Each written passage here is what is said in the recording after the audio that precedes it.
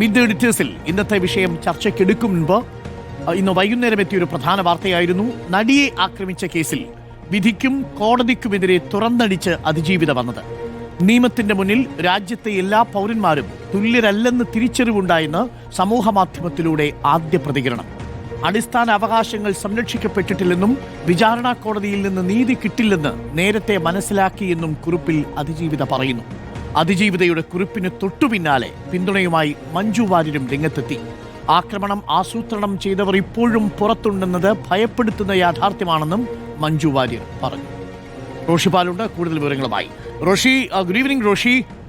കോടതി വിധി വന്ന് 2-3 ദിവസമാകുന്നു. അതിജീവിത പ്രതികരിച്ചില്ല, ഇപ്പോൾ പ്രതികരിക്കാനില്ല. വിധി വന്നിട്ട് പ്രതികരിക്കാമെന്നായിരുന്നു. വിധി വന്നു. വിധി വായിച്ചതിന് ശേഷം അതിജീവിത ഇട്ടിരിക്കുന്ന സോഷ്യൽ മീഡിയ പോസ്റ്റ് ഇന്നേ വരെ ഇങ്ങനെയൊരു വിഷയത്തിൽ ഒരതിജീവിതയും ഇടാത്ത വിധം രൂക്ഷമാണ്. അത്രമേൽ വലിയ സങ്കടം അതിജീവിതയ്ക്കുണ്ട്. നീതി കിട്ടിയില്ല എന്ന ബോധ്യം അതിജീവിതയ്ക്കുണ്ട്. അതിജീവിതയ്ക്ക് പിന്തുണയുമായി മഞ്ജു വാര്യനും തൊട്ടു പിന്നാലെ പോസ്റ്റുമായിട്ട് രംഗത്ത് വന്നു. അത് കൂടുതൽ ഭയപ്പെടുത്തുന്നതാണ്. കാരണം ഇപ്പോഴും വേട്ടക്കാരൻ പുറത്തുണ്ട് എന്നുള്ളൊരു ഭീതി മഞ്ജു വാര്യനും ഒപ്പം അതിജീവിതയും പങ്കുവെക്കുമ്പോൾ എങ്ങനെ വായിക്കണം ഈ പ്രതികരണത്തിൽ? അരുൺകുമാർ, 8 വർഷം 9 മാസം 23 ദിവസം ഇത്രയും നാൾ നീണ്ടുനിന്ന ഒരു പോരാട്ടമാണ് അതിജീവിത നടത്തിയത്.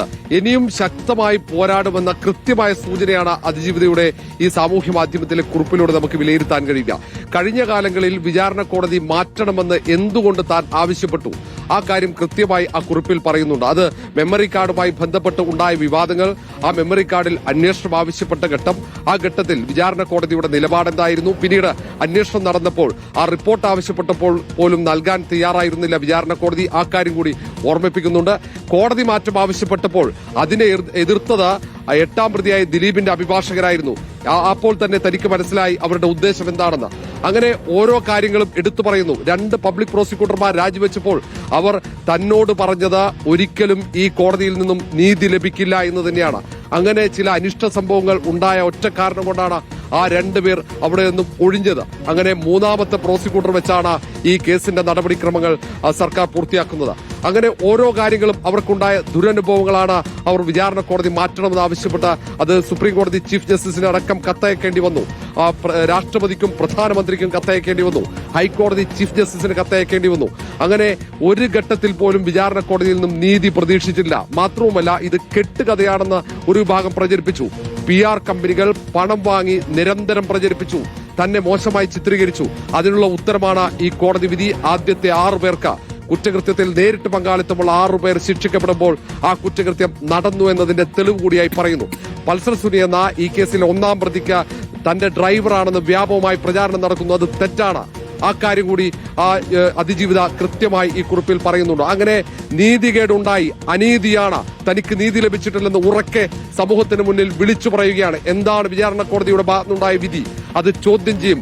ഇനിയും പോരാട്ടം തുടരും. ഇതുവരെ തനിക്കൊപ്പം പോരാട്ടത്തിന് ഒപ്പമുണ്ടായിരുന്നവർക്ക് അഭിവാദ്യങ്ങൾ നൽകി അവരോട് നന്ദി പ്രകടിപ്പിച്ച ഇനി അങ്ങോട്ട് പരമോന്നത നീതിപീഠം വരെ പോരാട്ടത്തിന് തയ്യാറാണെന്ന് സൂചന നൽകി എത്രയോ നല്ലവരായ നീതിബോധമുള്ള ന്യായാധിപന്മാരിൽ വിശ്വാസമർപ്പിച്ചാണ് അവർ കുറിപ്പ് അവസാനിപ്പിക്കുന്നത്. അതിന് തൊട്ടു പിന്നാലെ തന്നെ ഈ കേസിലെ സാക്ഷി കൂടിയായ പ്രധാന സാക്ഷി കൂടിയായ മഞ്ജു വാര്യരുടെ പ്രതികരണം കൂടി അതിജീവിതയ്ക്ക് ഐക്യദാർഢ്യം പ്രഖ്യാപിച്ച് ഉണ്ടാകുന്നു. ആ തൊട്ടു പിന്നാലെ തന്നെ മലയാള സിനിമയിലെ ഒട്ടേറെ താരങ്ങൾ അതിജീവിതയ്ക്ക് ഐക്യദാർഢ്യം പ്രകടിപ്പിച്ച് രംഗത്തെത്തിയുന്ന IFFKയിൽ പകൽ സമയത്ത് അവൾക്കൊപ്പം ടാഗ് ലൈനിൽ അതിജീവിതക്കൊപ്പം നിരവധി സിനിമാ പ്രവർത്തകർ രംഗത്തെത്തിയ ദിവസം കൂടിയാണ്.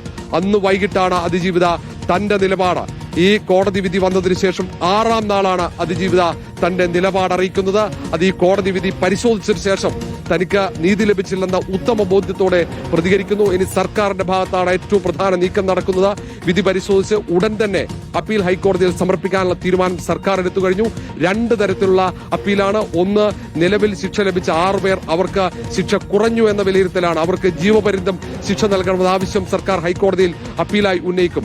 രണ്ടാമത്തേത്, വെറുതെ വിടപ്പെട്ട 8ാം പ്രതി ദിലീപ് അടക്കമുള്ള 4 പേർ, അവർക്കും ശിക്ഷ ഉറപ്പുവരുത്തണം. അവർ ക്രിമിനൽ ഗൂഢാലോചനയുടെ ഭാഗമാണെന്ന് സർക്കാർ പ്രോസിക്യൂഷൻ കണ്ടെത്തിയിട്ടുണ്ട്. അത് ശരിവെക്കുന്ന രീതിയിലുള്ള തെളിവുകളുണ്ട് എന്ന വാദമുയർത്തും. ഈ 2 അപ്പീലുകൾ എത്രയും പെട്ടെന്ന് ഹൈക്കോടതിയിൽ എത്തിക്കാനുള്ള നീക്കം അവിടെ തുടങ്ങി. ആ പോരാട്ടത്തിന് വീര്യം പകരുന്ന രീതിയിലുള്ള നിലപാട് അതിജീവിത പരസ്യമായി സ്വീകരിക്കുന്നു. ഇനി ഏതായാലും അതിജീവിതയും അതിജീവിതയ്ക്ക് ഒപ്പമുള്ളവരും വലിയൊരു യുദ്ധത്തിന് തയ്യാറെടുത്തു കഴിഞ്ഞു. അരുൺകുമാർ. Thank you Roshi. കേരളം ഒന്നാകെ അതിജീവിതയ്ക്ക് ഒപ്പം നിൽക്കുമ്പോൾ റിപ്പോർട്ടറിന്റെ ഈ എഡിറ്റോറിയൽ ബോർഡും അതിജീവിതയ്ക്കൊപ്പം നിലപാട് അറിയിക്കുകയാണ്, ഐക്യപ്പെടുകയാണ്. ഒരതിജീവിതയും കോടതി വിധിയെ ഇത്രമേൽ സംശയത്തോടെ വീക്ഷിച്ചിട്ടുണ്ടാവില്ല, തകർന്ന മനസ്സോടെ ഉൾക്കൊണ്ടിട്ടുണ്ടാവില്ല. ഇപ്പോൾ ആ പ്രതികരണമാണ് നമ്മൾ വായിച്ചെടുത്തത്. കേരളത്തിലൊരു അതിജീവിതയ്ക്ക് കോടതിയിൽ നിന്ന് നീതി കിട്ടുന്നില്ലെങ്കിൽ മേൽക്കോടതികളിലേക്ക് പോകുമ്പോൾ നീതി കിട്ടുമെന്ന് ഉറച്ച വിശ്വാസമുണ്ടെങ്കിൽ വിശ്വാസത്തിനൊപ്പമാണ് നമ്മൾ. അപ്പോഴും അതിജീവിത തുറന്നു പ്രതികരിച്ച ഈ വിഷയങ്ങളിൽ സജീവമായ ഒരു ചർച്ച വേണം എന്ന് തന്നെയാണ് നമ്മൾ കരുതുന്നത്. ഇനിയും അതിജീവിതമാർ പുറത്തു നിൽക്കുന്ന വേട്ടക്കാരാൽ പീഡിപ്പിക്കപ്പെടരുത് എന്നത് തന്നെയാണ് ടേക്ക്. മഞ്ജു വാര്യർ പറയുന്നത് പോലെ ഇതിൽ യഥാർത്ഥ വേട്ടക്കാരൻ പുറത്തു നിൽക്കുന്നുണ്ടെങ്കിൽ എത്രയെത്ര അതിജീവിതമാർ ഇനിയും കരുതേണ്ടി വരും എന്നുള്ളതാണ് പ്രധാനപ്പെട്ട ചോദ്യം. അതിജീവിതയുടെ എല്ലാ ആശങ്കകൾക്കും അടിസ്ഥാനമുള്ളതാണെന്ന് വിധിപ്പകർപ്പിലൂടെ കടന്നുപോകുന്ന ഏതൊരാൾക്കും മനസ്സിലാവുകയും ചെയ്യും. അതിജീവിതയ്ക്കൊപ്പം തന്നെയാണ്. അതിജീവിതമാർ ഇനിയും ഈ നാട്ടിൽ ഉണ്ടാകാതിരിക്കാൻ കൃത്യമായും വേട്ടക്കാരെ ജയിലഴിക്കുള്ളിലാക്കിയേ മതിയാകൂ. ഉന്നത നീതിപീഠങ്ങളിൽ നിന്ന് നീതി ലഭിക്കുമെന്നാണ് പ്രതീക്ഷ. ഒരുപാട് ചോദ്യങ്ങൾ ഇപ്പോഴും ബാക്കി നിൽക്കുന്നു എന്നുള്ളതാണ് ഈ പ്രതികരണം, അതിജീവിതയുടെ പ്രതികരണം, അതോടൊപ്പം തന്നെ മഞ്ജു വാര്യരുടെ പ്രതികരണം എത്രത്തോളം അരക്ഷിതാവസ്ഥയിൽ നിന്നുള്ള പ്രതികരണമാണ് എന്നുള്ളത് ഓർക്കണം. നീതിപീഠത്തിൽ നിന്നും ഇത്ര വർഷങ്ങൾക്കിപ്പുറം നീതിയല്ല ലഭിച്ചത് എന്ന് അവർ പറയുമ്പോൾ അതിൽ അവരുടെ അനുഭവമാണ്. ആ അനുഭവം എന്ന് പറയുമ്പോൾ ഇപ്പോൾ ഈ വിധിപ്പകർപ്പിന്റെ മുഴുവൻ കാര്യങ്ങളും പുറത്തേക്ക് വരുമ്പോൾ അതിലെങ്ങനെയൊക്കെയാണ് അനീതി വിളയാടിയിരിക്കുന്നത് എന്നത് കൃത്യമായി മനസ്സിലാവുന്ന രീതിയിൽ തന്നെയാണ്. അതാണ് അവരുടെ അനുഭവം. ആ അനുഭവം മേൽക്കോടതിയിലേക്ക് പോകുമ്പോൾ അങ്ങനെയല്ലാതാകട്ടെ എന്നുള്ളതാണ്. നീതിപീഠത്തിലുള്ള വിശ്വാസം ഊട്ടിയുറപ്പിക്കുന്ന ഒരു വിധി അടുത്ത ഘട്ടത്തിലെങ്കിലും ഉണ്ടാകുമെന്നുള്ളതാണ്. അപ്പോൾ ഈ ഇനിയുള്ള പിഴവുകൾ, പ്രോസിക്യൂഷന് പിഴവുകൾ പറ്റിയിട്ടുണ്ടെങ്കിൽ ആ പിഴവുകൾ തിരുത്തുക എന്നുള്ള കാര്യങ്ങൾ കൂടി അവിടെ നിൽക്കുകയാണ്. അടുത്ത ഘട്ടത്തിൽ അവൾക്കൊപ്പം നമ്മൾ എല്ലാ ഘട്ടത്തിലും ഉണ്ടായിട്ടുണ്ട്, ഇനിയും അങ്ങനെ തന്നെ ആയിരിക്കും എന്നുള്ള കാര്യവും ഉറപ്പാണ്. അത് അതിജീവിതയ്ക്ക് അറിയുകയും ചെയ്യാം, അല്ലേ? പിന്തുണയ്ക്കുന്നവർ എല്ലാ കാലവും കൂടെയുണ്ട് എന്നുള്ള കാര്യം അവർക്ക് അറിയുകയും ചെയ്യാം. ഓക്കെ ജിമ്മി, അന്നും ഇന്നും എന്നും അതിജീവിതയ്ക്കൊപ്പം തന്നെയാണ് നമ്മൾ നിൽക്കുന്നത്. കേരളത്തിലൊരു പൊതു മനസ്സും ഇന്നിപ്പോൾ അതിജീവിതയ്ക്കൊപ്പമുണ്ട്. പക്ഷേ സോഷ്യൽ മീഡിയയിലെ പോസ്റ്റ് വളരെയധികം ഞെട്ടിക്കുന്ന ഒന്നുകൂടിയാണ്, അല്ലേ? നമ്മളെ വിഷമിപ്പിക്കുന്ന ഒന്നാണ്. ഒരു സ്ത്രീക്ക് ഇങ്ങനെ പറയേണ്ടി വന്നു എന്നുള്ളതാണ് ഏറ്റവും സങ്കടകരമായ കാര്യം. ഈ കേസിലെ അതിജീവിതയും അവരോടൊപ്പം മഞ്ജു വാര്യർ കാരണമാണ് ഇങ്ങനൊരു സംഭവം ഉണ്ടായത്. മഞ്ജു വാര്യർക്കുള്ള ദുഃഖവും നമുക്കിതിനകത്ത് അറിയാം, ഇതിൻ്റെ കഥകൾ മുഴുവൻ നമുക്കറിയാം. അവർ രണ്ടുപേരും ഇന്ന് വന്ന് ഏതാണ്ട് കോടതിക്കെതിരെ പറയുന്ന രീതിയിലേക്ക് കാര്യങ്ങൾ എത്തിച്ചതിൽ നമ്മൾ സമൂഹം തന്നെ കുറ്റവാളികളാണ്. നമുക്കും അതിൻ്റെ ഒരു പങ്കുണ്ടെന്ന് നമ്മൾ കരുതണം. നീതി നടപ്പായാൽ മാത്രം പോരല്ലോ, നീതി നടപ്പായി എന്ന് ആ നീതിക്ക് വേണ്ടി ചോദിച്ച ആൾക്കെങ്കിലും തോന്നണ്ടേ? അതുണ്ടായില്ല എന്നുള്ളതാണ്. ഇപ്പോൾ പൃഥ്വിരാജ് ഈ അതിജീവിതയുടെ പോസ്റ്റ് റീട്വീറ്റ് ചെയ്തിട്ടുണ്ട്, ഷെയർ ചെയ്തിട്ടുണ്ട് എന്നുള്ളതാണ് വരുന്ന വിവരം. സുജയ, അതിജീവിത മേൽക്കോടതിയിലേക്ക് പോകാൻ തീരുമാനിച്ചിരിക്കുന്നു എന്നുള്ളതാണ് ആ പോസ്റ്റിൽ നിന്ന് ഞാൻ മനസ്സിലാക്കുന്നത്. കാരണം ഇപ്പോൾ കീഴ്ക്കോടതിയിൽ നിന്ന്, വിചാരണ കോടതിയിൽ നിന്നുള്ള വിധിയാണ് വന്നിരിക്കുന്നത്. ആ വിധിയിലെ പല കാര്യങ്ങളും അവർക്ക് എവിടെയൊക്കെയാണ് അതിൽ ലൂപ്പ് ഹോൾസ് തോന്നിയത് അത് കൃത്യമായി തന്നെ പറയുന്നുണ്ട്. അത് വിചാരണ വേളയിൽ പറഞ്ഞതിൻ്റെ അതേ ഇമ്പാക്റ്റോട് കൂടിയല്ല പൊതുസമൂഹം കാണുന്നത്. കാരണം വിധി വന്നതിന് ശേഷമാണ്, വിധി വന്നു കഴിഞ്ഞു, ആ വിധിക്ക് ശേഷം രണ്ടാം പക്കമാണ് ഇപ്പോൾ ആ തുറന്നു പറച്ചിൽ വന്നിരിക്കുന്നത്. അതോടൊപ്പം മഞ്ജു വാര്യരുടെ പോസ്റ്റും. മേൽക്കോടതിയിൽ നിന്ന് അവർക്ക് നീതി കിട്ടട്ടെ എന്നതാണ് ഞാൻ ആഗ്രഹിക്കുന്നത്. ഒരു കാര്യം കൂടി ഉണ്ട് കേട്ടോ, പൊതുസമൂഹം ഇതിനെങ്ങനെ കാണുന്നു എന്നുള്ള പ്രധാനപ്പെട്ട വിഷയമാണ്. ഇന്ന് വന്ന ഒരു വാർത്ത, ഈ പറഞ്ഞ ആസൂത്രകൻ എന്ന് ആരോപിക്കപ്പെടുന്ന ആളുടെ ഒരു സിനിമ ഒരു വാഹനത്തിൽ, ബസ്സിൽ അത് പ്രദർശിപ്പിക്കാൻ നിർത്തിവെക്കാൻ അതിൽ ബസ്സിലെ കൂടുതൽ ആളുകളും പറയും ഞങ്ങൾക്ക് ഈ സിനിമ കാണണ്ട എന്ന് പറയുകയാണ്. അത് എന്നുള്ളത് ജനം എന്ത് കരുതുന്നു? ജനങ്ങളുടെ കോടതിയിൽ ഒരു വിധി പ്രഖ്യാപിച്ചു കഴിഞ്ഞു എന്നുള്ളത്.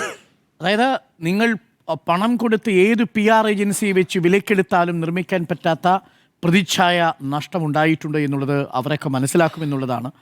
ഇന്നിപ്പോൾ നേരത്തെ സ്മൃതി പറഞ്ഞതുപോലെ ഓടുന്ന ബസ്സിൽ ഈ ജനപ്രിയനായിരുന്ന ഈ കക്ഷിയുടെ സിനിമ അവതരിപ്പിക്കുന്ന സമയത്ത് ആ യാത്രക്കാർ തന്നെ ബഹളം വെച്ച് ആ സിനിമ നിർത്തിവെക്കുന്ന സാഹചര്യം ഉണ്ടായിട്ടുണ്ടെങ്കിൽ പൊതുബോധ്യം വന്നിട്ടില്ല എന്നുള്ളതാണ്.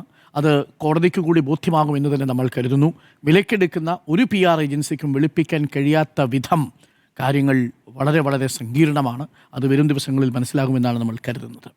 ഒരിക്കൽ കൂടി അവൾക്കൊപ്പം.